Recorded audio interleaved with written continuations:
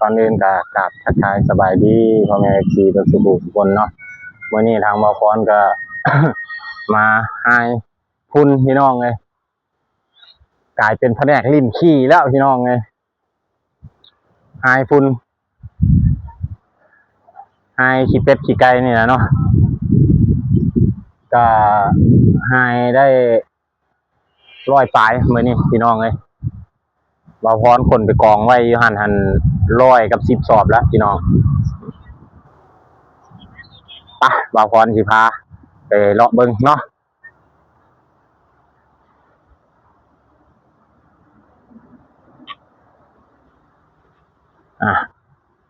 ตัวนี้มันตัวนี้เนี่ยมันเปียกเนาะพี่น้องเนาะสิได้ตากก่อนตัวนี้นี่80 รอบบ่าวพรไฮเมื่อวานนี้เนาะตัวนี้มันเปียกแล้วสิได้เอามาตากก่อนแล้วมื้อนี้น่ะแม่นไฮได้100 ปลายพี่น้องบ่าวพรไฮแล้วก็ขนมากองเรียนไว้อยู่นี่เนาะขี้เป็ดขี้ไก่เนี่ยเนาะ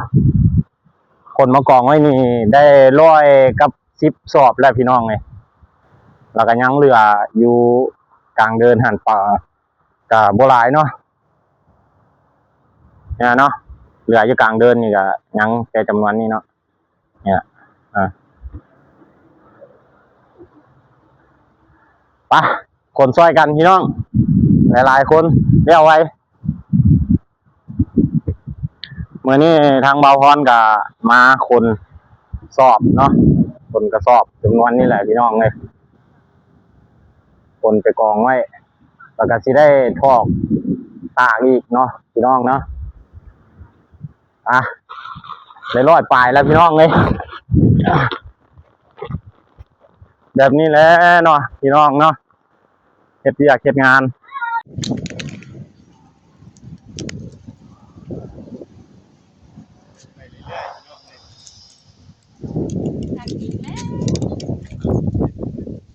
อ๋อขากล้องกูพังเลยบ่จักตัวนี้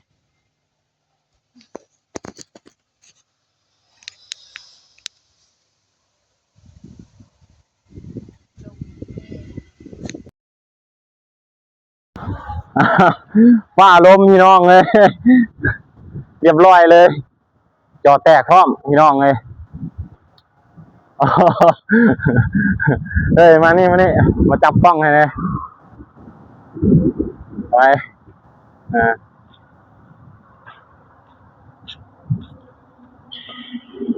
จับกล้องมาโซตัวเนี่ยหน่อยนึงเนาะแฟนละแม่นให้มานั่งเบิ้งเนาะพี่น้องเนาะพาแฟนให้แฟนนั่งเบิ้งมาพรเฮ็ดเวียกเนาะให้พี่น้องมันเห็นหน้าเห็นตาเลยดูจังหวะเลยดูเอ้ามีแฟนงามก็อยากโซนนะอายกล้องพี่น้องเลยโอ้ยขันเขียวนี่แบบตบโซกล้องจะบาดก่อนเป็นยังไงเลย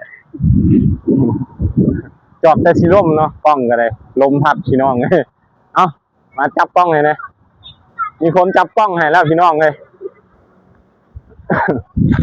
มาพี่น้องฝนซอยกันเนาะเที่ยวไว้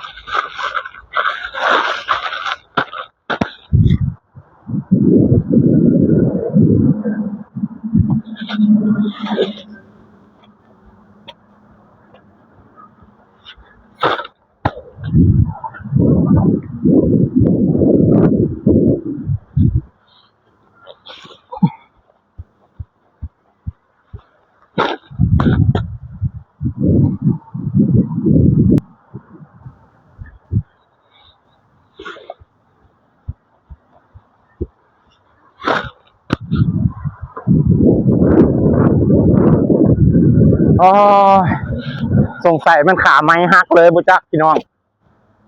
โทรศัพท์ฟ้าลมบางนึงนี่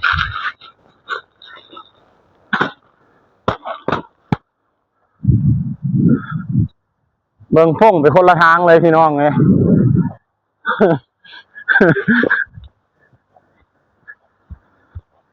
แบบนี้แหละเนาะพี่น้องเนาะฝนไปพร้อมนับไปพร้อมแบบนี้แหละพี่น้องเอ้ย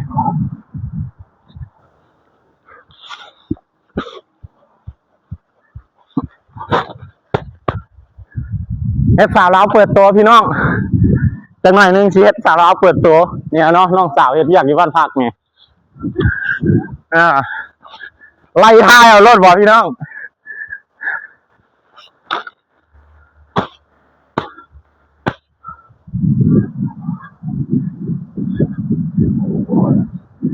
2 3 4 5 6 7 8 9 10 11 12สรุปแล้วได้132สอบพี่น้องมื้อนี้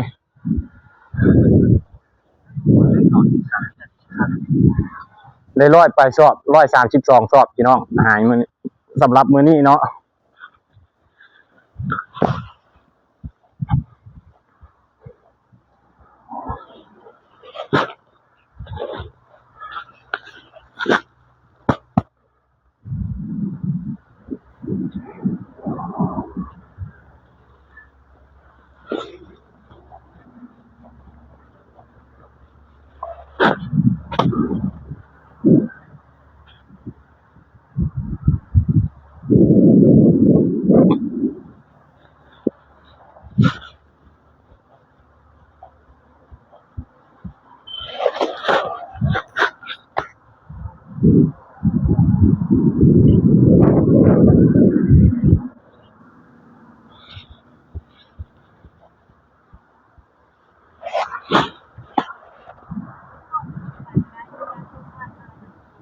บ่ล่มอ้ายกองคักละ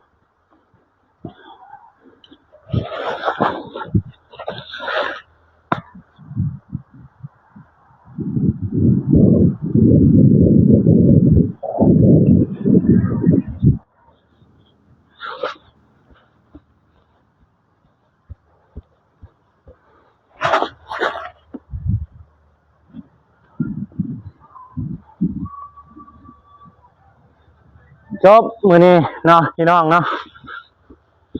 แล้วบัดนี้สำหรับมื้อนี้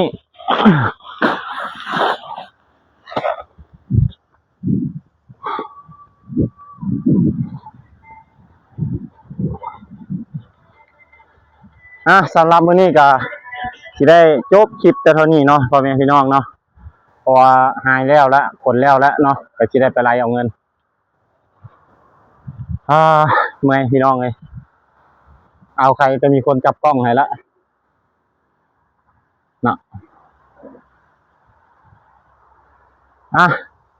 ปิดท้ายกับบ่มีหยังเนาะขอให้ผมมี FC มาสุขทุกคนจงมีสุขภาพแข็งแรงความเจ็บเลยความไข้จะได้มีเนาะอ่ะสำหรับเนาะพ่อแม่พี่น้องเนาะก็สิได้จบคลิปแต่เท่านี้เนาะเนี่ยเนาะหน้าเวียกของเบาพรผลกองไว้ถ้ารถกระเจ้ามารับเอาเนาะกระเจ้าแกไปขายเองเบาพรมีตั้งแต่ให้แล้วก็ผลไปกองจัดเรียนไว้เนาะอ่ะสบายดีจังใดก็ปิดท้ายนี่ก็สิได้กล่าวหน่อยนึงเนาะให้ถ้าว่าผู้ใดที่ว่าได้เข้ามาเบิ่งแล้วก็ให้กดติดตามหน่อยเด้อพ่อแม่ FC เบ่สุขสุขคนเนาะสบายดี